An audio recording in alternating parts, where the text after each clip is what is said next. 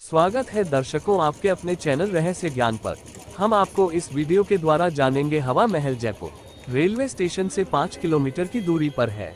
Station पर पहुंचने पर आप टैक्सी किराए पर ले सकते हैं या हवा महल के लिए सीधी बस ले सकते हैं, जिससे पहुंचने में सिर्फ 20 मिनट लगेंगे।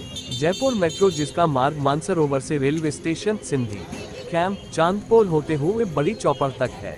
हवा महल भारतीय राज्य राजस्थान की राजधानी जयपुर में एक राजसी महल है।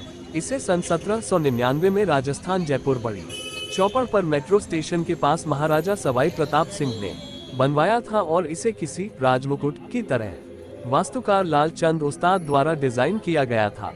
इसकी की अद्वितीय 5 मंजिला इमारत, जो ऊपर से तो केवल 1.5 फुट चौड़ी है, बाहर से देखने पर मधुमक्खी के छत्ते के समान दिखाई देती है, जिसमें 953 बेहद खूबसूरत और आकर्षक छोटी छोटी जालीदार खिड़कियां हैं, जिन्हें झरोखा कहते हैं। इन खिड़कियों को जालीदार बनाने के पीछे मूल भावना ये थी कि बिना किसी की निगाह पड़े पर्दा प्रथा का सख्ती से पालन करती राजघराने की महिलाएं इन खिड़कियों से महल के नीचे सड़कों के समारोह व गलियारों में होने वाली रोजमर्रा की जिंदगी की गतिविधियों का अवलोकन कर सकें। इसके अतिरिक्त वेंचुरी प्रभाव के कारण जटिल संरचना वाले जालीदार झरोखों से सदा ठंडी हवा महल के भीतर आती रहती है, जिसके कारण तेज गर्मी में भी महल सदा वातानुकूलित सा ही रहता है।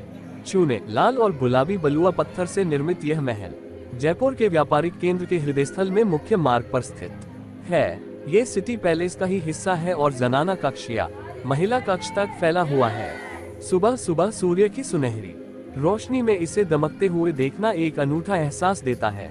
हवा महल 5 मंजिला स्मारक है, जिसकी अपने मुख्य आधार से ऊंचाई 87 फीट है। महल की सबसे ऊपरी 3 मंजिलों की चौड़ाई का आयाम एक कमरे जितना है, जबकि नीचे की 2 मंजिलों के सामने खुला आंगन भी है, जो कि महल के पिछले हिस्से में बना हुआ है। महल का सामने का हिस्सा, जो हवा महल के सामने की मुख्य सड़क से देखा जाता है, इसकी प्रत्येक छोटी खिड़की पर बलुआ पत्थर की बेहद आकर्षक और खूबसूरत नक्काशीदार जालियां, कंगूरे और गुंबद बने हुए हैं। ये बेजोड़ संरचना अपने आप में अनेकों अर्धअष्टभुजाकार झरोखों को समेटे हुए है, जो इसे दुनिया भर में बेमिसाल बनाते हैं। इमारत के पीछे की ओर के भीतरी भाग में अलग अलग आवश्यकताओं के अनुसार कक्ष बने हुए हैं, जिनका निर्माण बहुत कम अलंकरण वाले खंभों व गलियारों के साथ किया गया है, और ये भवन की शीर्ष मंजिल तक इसी प्रकार है। लाल चंद उस्ताद इस अनूठे भवन का वास्तुकार था, जिसने जयपुर शहर की भी शिल्प व वास्तु योजना तैयार करने में सहयोग दिया था। शहर में अन्य स्मारकों की सजावट को ध्यान में रखते हुए लाल और गुलाबी रंग के बलुआ पत्थरों से बने इस महल का रंग जयपुर को दी गई गुलाबी नगर की उपाधि के लिए एक पूर्ण प्रमाण है। हवा महल का सामने का हिस्सा 953 अद्वितीय नक्काशीदार झरोखों से सजा हुआ है, जिनमें से कुछ लकड़ी से भी बने हैं, और यह हवा महल के पिछले हिस्से से इस मायने में ठीक विपरीत है, क्योंकि हवा महल का पिछला हिस्सा एकदम सादा है। इसकी सांस्कृतिक और शिल्प संबंधी विरासत हिंदू राजपूत शिल्प कला है। सिटी पैलेस की ओर से हवा महल में शाही दरवाजे से प्रवेश किया जा सकता है। यह एक विशाल आंगन में खुलता है, जिसके 3 और 2 मंजिला इमारतें हैं और पूर्व की ओर भव्य हवा महल स्थित है। इस आंगन में एक पुरातात्विक संग्रहालय भी है। हवा महल महाराजा जय सिंह का विश्राम करने का पसंदीदा स्थान था, क्योंकि इसकी आंतरिक साज सज्जा बेहद खूबसूरत है।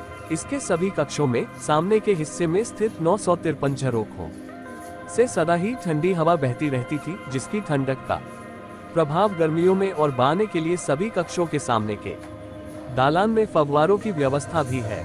हवा महल की सबसे ऊपरी 2 मंजिलों में जाने के लिए केवल खुर्रों की व्यवस्था है। ऐसा कहा जाता है कि रानियों को लंबे घेरदार घाघरे पहनकर सीढ़ियां चढ़ने में होने वाली असुविधा को ध्यान में रखकर इसकी ऊपरी 2 मंजिलों में प्रवेश के लिए सीढ़ियों की जगह खुर्रों का प्रावधान किया गया था।